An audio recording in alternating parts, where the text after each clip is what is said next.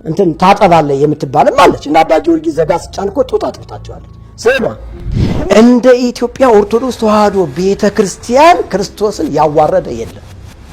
ክርስቶስን ያቃለለ የጸጋውን የዳንበትን ያንን የደሙን ዋጋ ያቃለለ ማንም የለም። በእውነቱ እንዴት 88,000 ትውልድ ድረስ ይማራል አፈር ጠጥቶ? ይቺ አርጤምስ የሰማይ ንግስት ታላቅ ናት እየተባለ በብርና በወርቅ እየተጌጠ ምስል እየተሰራላት ሽቶ እየተርከፈከፈላት ለዚያ ስዕል ሰዎች በጣም ክብር ይሰጡ ነበር። በነገራችን ላይ አርጤምስ ማርያም ነች። ያውኑ ማርያም 8ኛዋ ማርያም ብዬ ያስቀመጥኳት ነች። የተሰበረ ይሁን እንዲህ አይነት ድግምት የሚደገምባት ኢትዮጵያ ትውልድን እያስበላች ነው ያለችው። ይሄ ስዕል መርካቶ በዚህና በዚህ በሁለት ጉንጩ ወጥሮ ጫት እየቃመ የሚስለው የሚቀባው የሚያትመው ስዕል ሰውን ያድናል ተብሎ ሰው ታስሮበት ነው ያለ። ትብታብ ነው፣ ጥንቆላ ነው። በኢትዮጵያ ቤተክርስቲያን ተሰግስጎ ያለው ታቦት በአጠቃላይ ይሄው መስቀል አደባባይ ላይ መቃጠል አለበት። ታቦቱ በነገራችን ላይ ሳንዱቅ ነው ወይም ደግሞ ሳጥን ነው አይደል እንዴ? በሳጥኑ የጽላቱ ማስቀመጫ ነው። ጽላቱ ላይ ደግሞ የተጻፈው ከ10ቱ ቃላተ ኦሪት አንዱ ምንድነው? አትስረቅ ነው የሚለው አይደል እንዴ? እኔ እኮ ታቦት እንዴት ተሰርቆ መጥቶ የተሰረቀ ታቦት እንዴት እልል እየተባለለት ክብር ይሰጠዋል? እውነቴን ነው። ስለዚህ ታምረ ማርያም በአደባባይ ነው መቃጠል ያለበት። ትውልድ ነፃ እንዲወጣ ከተፈለገ ታምረ ማርያም በአደባባይ ነው መቃጠል ያለበት። የጎጃምን፣ የጎንደርን፣ የላሊበላን እስከ ተከዜ ድረስ ያለውን የመሬት አፈር ቆንጠር አድርጎ በጥብጦ የጠጣ 88,000 ትውልድ ድረስ ይማርለታል ይላል። አንተ የክርስቶስን ደም እንዴት ነው የናቁት መሰለ? ሃሌሉያ እያልኩኝ እየዘመርኩኝ ጸጋው በእምነት አድኖኛልና እያልኩ እየዘመርኩ መኖር ነው እንጂ ምን ያቅበዘብዘኛል? ህዝቡን በወረርሽኝ በሽታ እየጨረሱት ነው። ቤተ ክርስቲያን ንስሐ ትግባ ነው እያልኩ ያለሁት። በእውቀት ደረጃ ከሆነ መመካት ካለብኝ እኔ ነኝ መመካት የምችለው፣ ግን የምመካበት አይደለም። ትምክህቴ መስቀሉ ላይ የተሰራው ስራ ነው።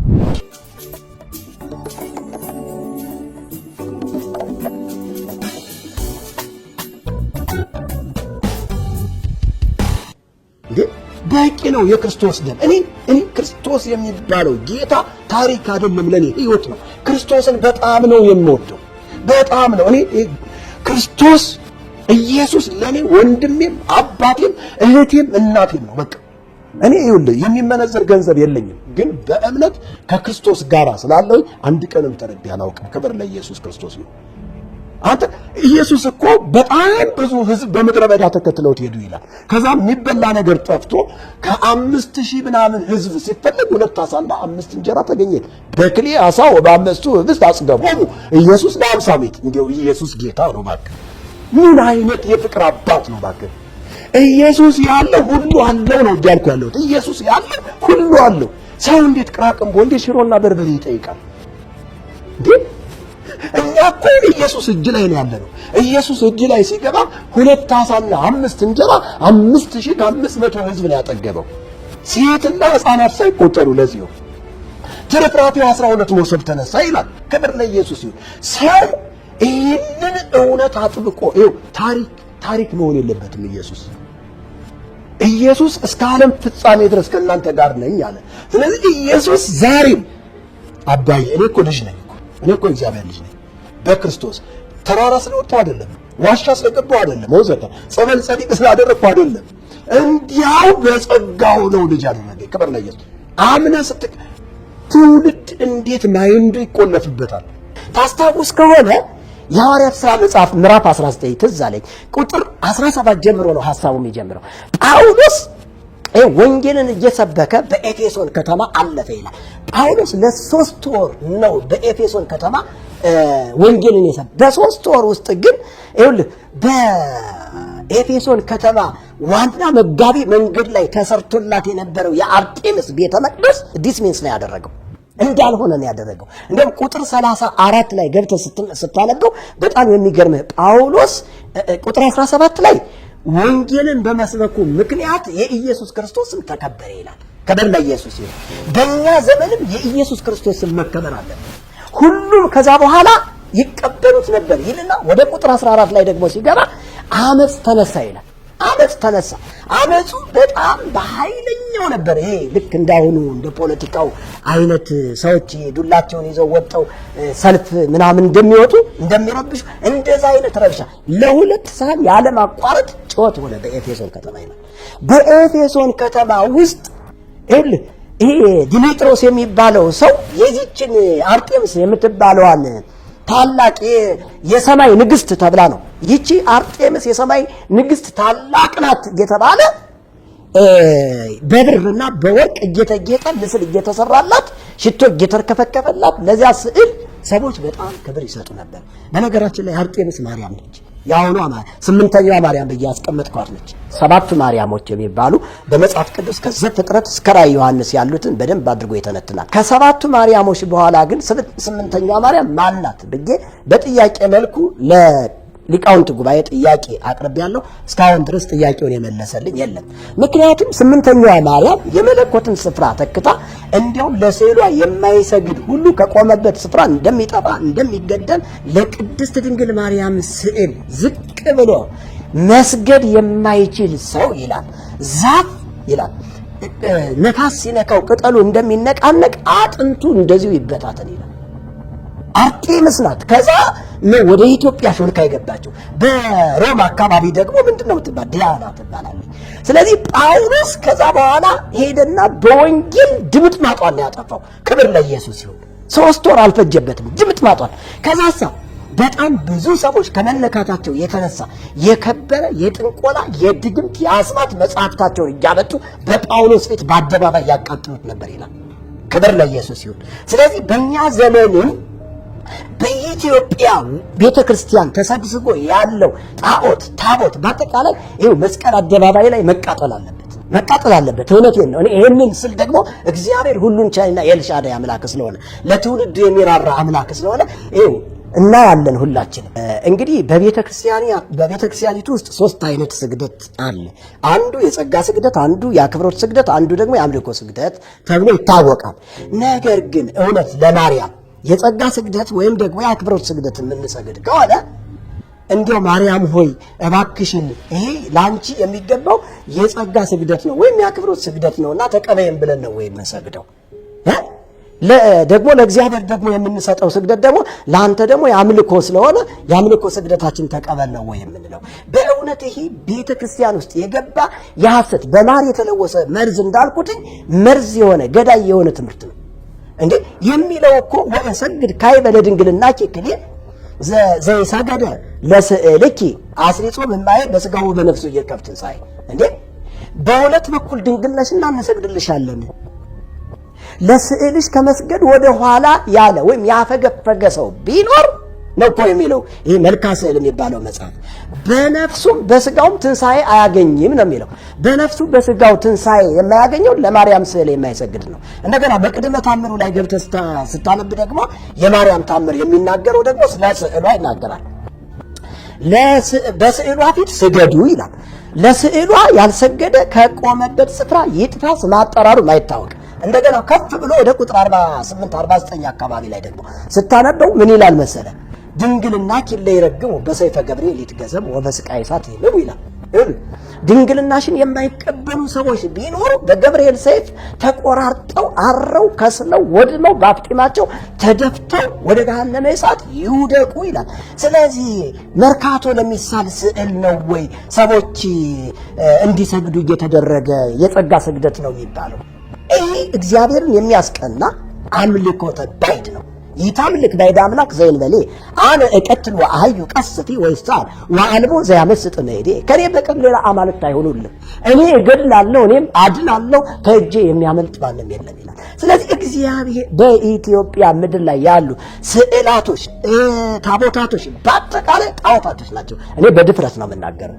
ይህንን ደግሞ በማስረጃ በደንብ አድርጌ አሰጠዋለሁ። ከኔ ጋር ማውራት የሚፈልግ ሰው ካለ እኔ ስናገር ብዙ ጊዜ ያው ተሳዳቢ ነው እንዲህ ነው የሚሉ ሰዎች አሉ። እኔ ስድብ አይደለም፣ ግን ጳውሎስ ያራራለትን ትምህርት እኔም ማራራ።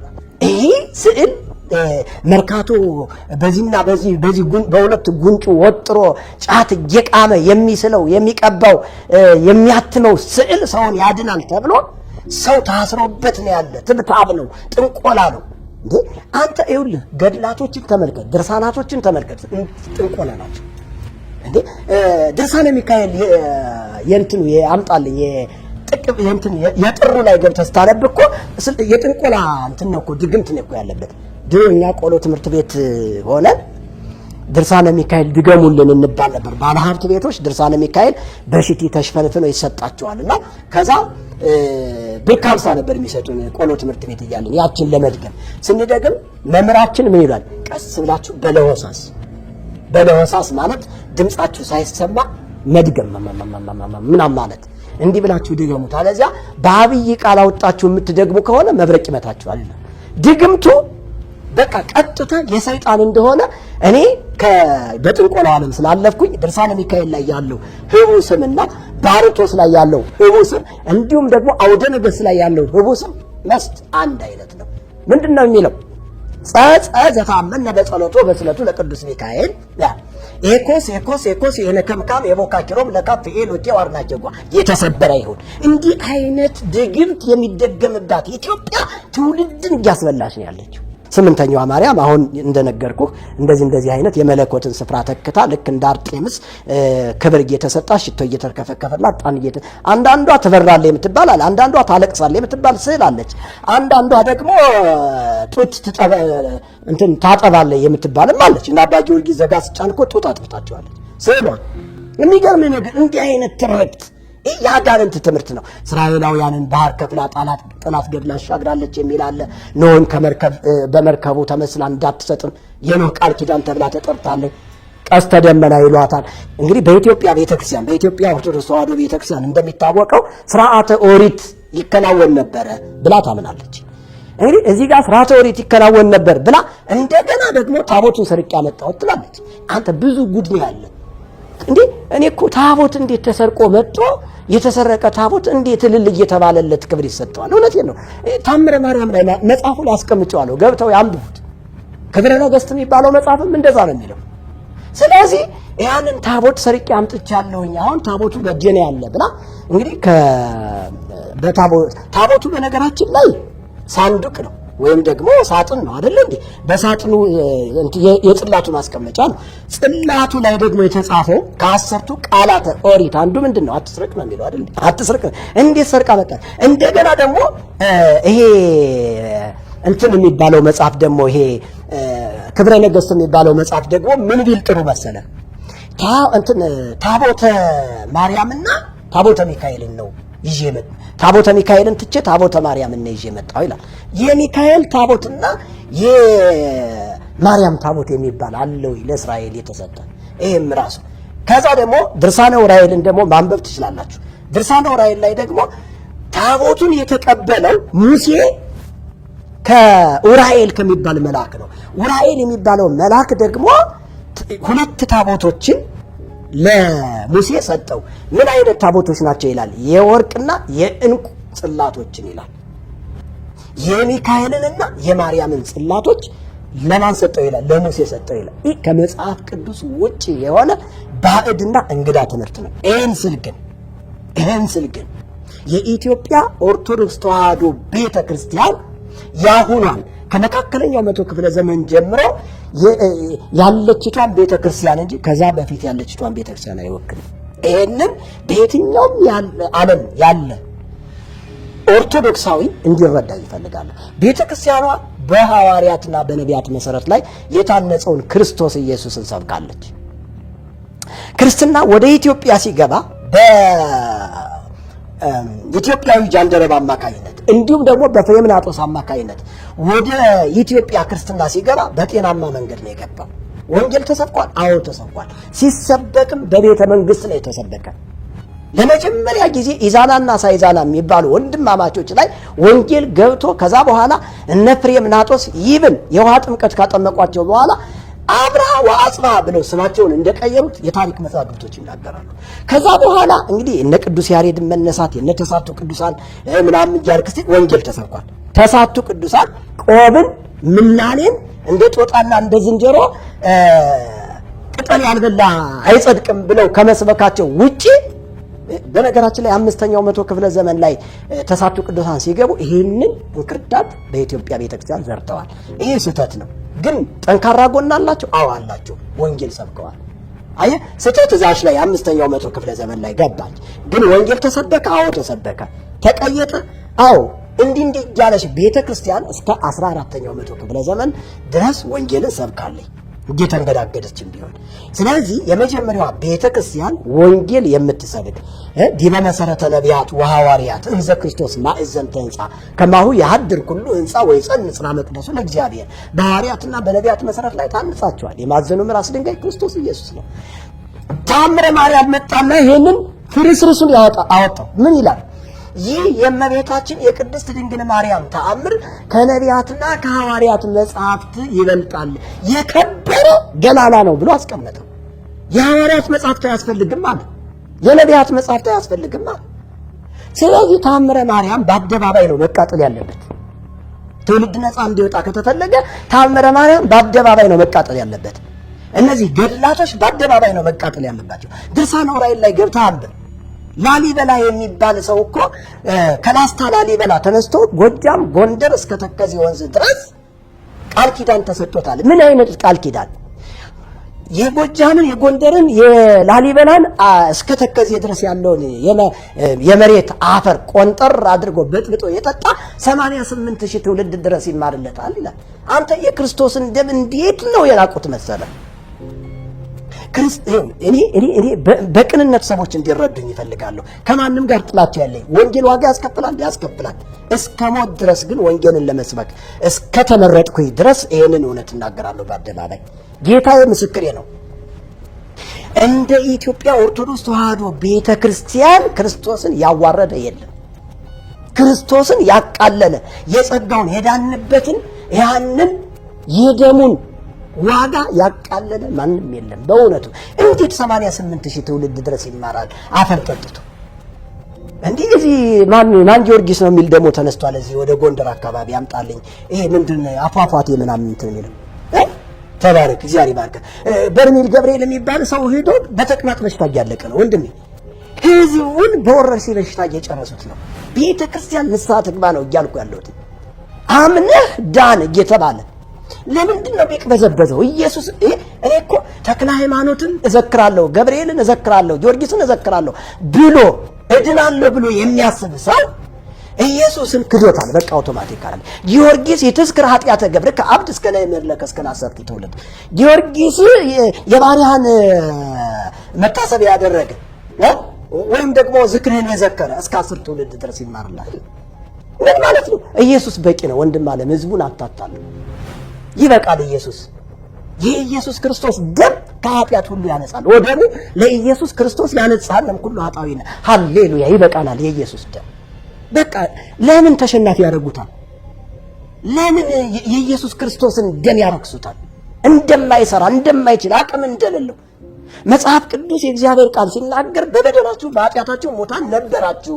የኤፌሶን መጽሐፍ ምዕራፍ 2 ቁጥር 1 ላይ ከዛሳ እግዚአብሔር በምሕረቱ እጅግ ባለጠጋ ስለሆነ ከወደደን ከትልቅ ፍቅሩ የተነሳ በበደላችን በኃጢአታችን ሙታን በነበርንበት ጊዜ ከክርስቶስ ኢየሱስ ጋር ሕይወትን ሰጠን። ጸጋው በእምነት አድኗቸዋል። ይህም የእግዚአብሔር ስጦታ እንጂ ከእናንተ አይደለም። እንዴ ለምን እኛ ኢትዮጵያውያን በተለይ በነፃ የተቀበልነው ነገር ሁሌ ይቀልብናል? ለምን ነው የሚቀልባችሁ? ኦርቶዶክሳውያን ወንድሞቼ እህቶቼ፣ በእውቀት ደረጃ ከሆነ መመካት ካለብኝ እኔ ነኝ መመካት የምችለው፣ ግን የምመካበት አይደለም። ትምክህቴ መስቀሉ ላይ የተሰራ ስራ ነው። አመሰግናለሁ። እግዚአብሔር ይስጥልኝ። ትምክህቴ በመስቀሉ ላይ የተከናወነው ኢየሱስ ክርስቶስ የኔን በደል ይዞ በደል የሆነበት፣ የኔን ኃጢአት ተሸክሞ ኃጢአት የሆነበት፣ አንገቱን ደፍቶ እኔ ቀና ብዬ እንድራመድ ያደረገኝ። ስለዚህ እኔ ሃሌሉያ እያልኩኝ እየዘመርኩኝ ጸጋው በእምነት አድኖኛልና እያልኩ እየዘመርኩ መኖር ነው እንጂ ምን ያቅበዘብዘኛል? ስለዚህ መጽሐፍ ቅዱስ ሲናገር እናንተ ሸክም የከበደባችሁ ወደ እኔ ነው፣ እኔ አሳርፋችኋለሁ። በየትኛውም ዓለም ሆናችሁ ይሄንን ድምጽ የምትሰሙ ኦርቶዶክሳውያን ወንድሞቼ፣ አባቶቼ፣ መምህራን፣ ጳጳሳት፣ ኤጲስቆጶሳት በአጠቃላይ እላችሁ ልታርፉበት የምትችሉ የኢየሱስ ስም ብቻ ነው። ሌላው አያሳርፍም።